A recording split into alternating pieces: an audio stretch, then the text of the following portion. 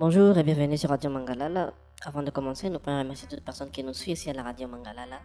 Et nous pouvons toutes les personnes qui nous regardent de bien vouloir s'abonner à la chaîne. C'est l'unique manière de nous soutenir ici à la Radio Mangalala. Eh bien, dans un climat politique déjà tendu, à 2 ans de la fin du second mandat du président Félix Tshisekedi, les députés du parti Ensemble pour la République, formation politique de l'opposant Moïse Katumbi, ont boycotté la plénière de l'Assemblée nationale consacrée à la proposition de loi fixant les conditions d'organisation du référendum. Un geste fort qui s'inscrit dans une opposition farouche à ce que beaucoup qualifient de cheval de Troie pour une révision constitutionnelle.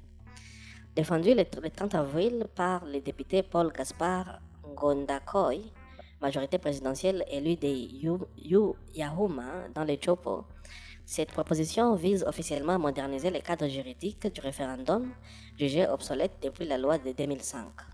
Le texte entend préciser les modalités d'organisation, le déroulement du scrutin, la validation du résultat et le contentieux, tout en introduisant des mécanismes en cas de dysfonctionnement majeur des institutions. Pour les partisans du pouvoir, il s'agit simplement d'adapter les outils de la démocratie directe aux réalités actuelles du pays.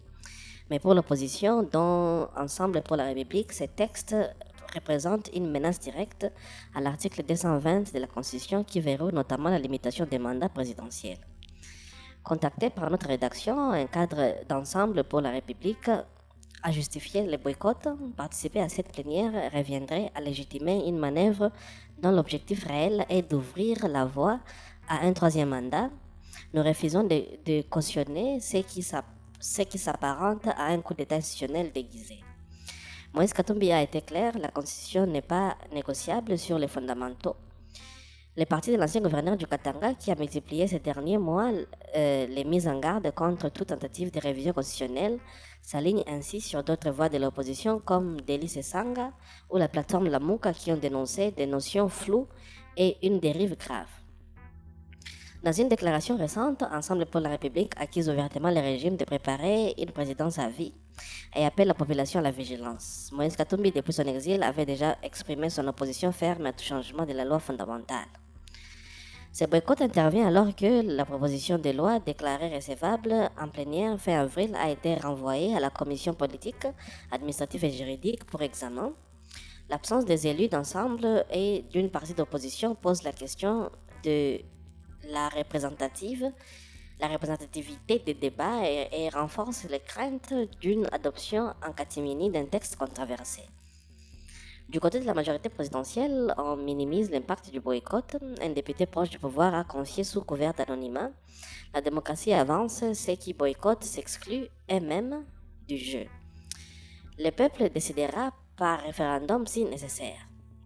Ce nouvel épisode illustre la polarisation croissante de la scène politique congolaise, alors que l'Est du pays reste en proie à l'insécurité avec des territoires occupés. De nombreux observateurs s'interrogent sur la pertinence du référendum national dans un contexte de division et de crise humanitaire majeure. Moïse Katumbi et son parti, qui préparaient déjà activement l'échéance 2028, semblent vouloir transformer ces bras de fer en levier de mobilisation populaire. Reste à savoir si ce boycott isolera ou renforcera l'opposition face à une majorité qui paraît déterminée à aller de l'avant.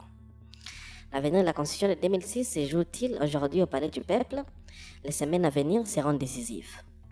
Eh bien, mesdames et messieurs, ça sera tout pour cet article consacré au boycott de députés du groupe Ensemble pour la République de participer à toute discussion qui est en relation avec un probable changement de la Constitution.